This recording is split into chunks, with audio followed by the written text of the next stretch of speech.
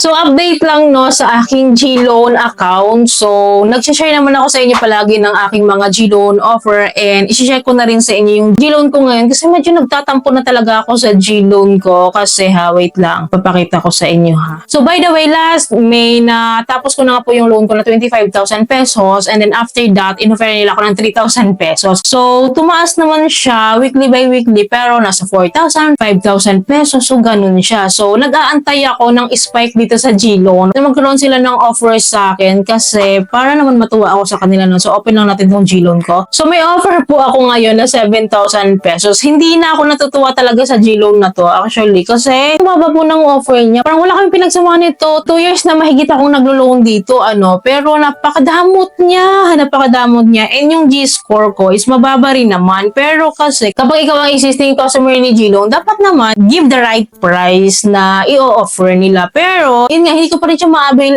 kasi ayoko lang ganitong amounts na mag-loan nga. Kasi payable in 9 months pa naman, no? Grabe, 7,000 lang, 9 months to pay. And then, meron siyang 3.99% interest rate monthly. Tapos, may processing fee pa siya na 3%. So, kayo ba? Kumusta G-Loan nyo? Kumusta nang ganap sa G-Loan nyo? So, ako lang ba yung pababa yung interest dito? Ako lang ba yung walang ganong ganap dito sa G-Loan ko, ha? Kasi ang G-score ko po ngayon, share ko lang sa inyo. So, ito po yung G-score ko ngayon. Ayan siya, oh.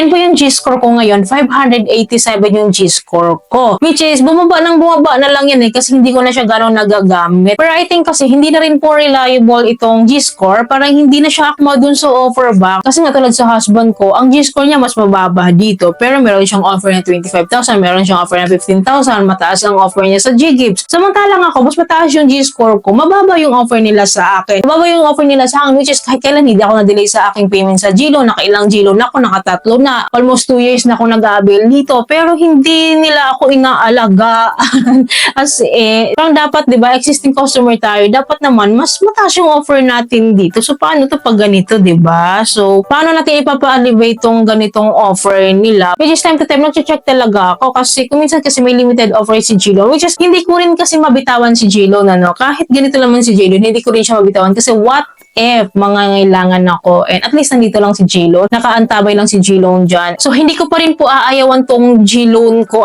like mga Gcash loan products, G-Credit and si G-Gives do marami na mga nag-i-existing ngayon ng mga e-wallets na mga pa-loans or mga shopping app na pa-loans other loan apps na medyo mas maganda dito sa Gcash or sa G-Loan and hindi ko pa rin talaga siya mabibitawan kasi of course Gcash is Gcash pa din so the number 1 leading e-wallet sa bansa natin yan and we know what Gcash can do and standby lang siya dyan bahala siya kung bumaba siya or magkaroon ba siya ng offer. Malay mo naman, mapili tayong ma-offer ng mas mataas na offer. Like sa G-Gives ko dati, na-offer ako ng limited offer na 400,000 pesos which is nagamit ko talaga siya ng bonggang-bongga. Malay mo naman si G-Loan, magkaroon tayo ng spike dito. But yun lang yung update sa G-Loan ko ngayon ha. So it's been 2 months na. Last payment ko sa kanya, May, June, July. Mag-August na actually. Magti 3 months na. Hindi ko pa rin siya inabil kasi ganito nga yung offer niya. Hindi ako natutuwa. Pero kahit hindi ako natutuwa sa offer niya, of course, dyan lang siya. Bala siya dyan. And mag-update na lang ako sa inyo. And yun nga, mag-update na lang ako sa inyo dito kung patuloy itong uusad or makakapag-loan ba tayo dito once nag-elevate yung offer niya sa akin. And i-update ko kay time to time kapag may pagbabago of course kay Gcash loan product such as G-Loan, G-Credit, G-Gives. So yan lang naman yung mga utangan talaga natin na patuloy na in-avail natin once may opportunity and kapag may privilege and kapag nangangailangan tayo. Of course, these are the privilege lang naman. Privilege lang to ha. Huwag natin gawing bisyo yung mangutang ng mangutang. Of course, kapag kailangan lang natin at gipit tayo, mayroon tayong makakapitan na mga ganito na hindi natin kailangan mangutang sa ibang tao. So, lagi ko po yung pinapalala sa inyo na hindi ko kailanman i-advise na mangutang kayo ng mangutang once na may nirecommend ako or once na may na-share ako sa inyo. So, yung mga video ko kasi regarding sa mga utangan kasi is for your information lang yun and for your ideas, for your awareness. Para aware tayo bago natin i-try or bago tayo makapag-loan. At least aware na tayo and may idea na kayo. So, again, back to G-Loan. So, let's see ha kung ano pa ang pwede natin gawin dito sa G-Loan natin and kung ano pa ang magagawa natin dito. Kung may magagawa ba tayo. But I will keep on updating na lang ha. So, kayo po, kumusta G-Loan nyo? Kumusta G-score nyo? Nag-aakma ba? So, you can comment down below sa experience nyo kay G-Loan kung kumusta na siya ngayon. Kumusta na yung G-Loan nyo and ano nang balita sa G-Loan nyo. Kanya-kanya kasi tayo ng eksena dito sa G-Loan. So, gusto kong malaman. You can comment down below. Nagbabasa po ako ako niyan. And again, i-update ko kayo. Lagi ako mag-update regarding dito. Kaya po dapat nakasubscribe kayo and click nyo yung bell button para lahat po ng videos ko is ma-notified kayo and maging updated kayo sa mga bago ko pong mga videos like this. So yun lamang po, bago kayo umalis sa channel ko, please don't forget to like and share, and thank you po palagi sa panonood. Bye!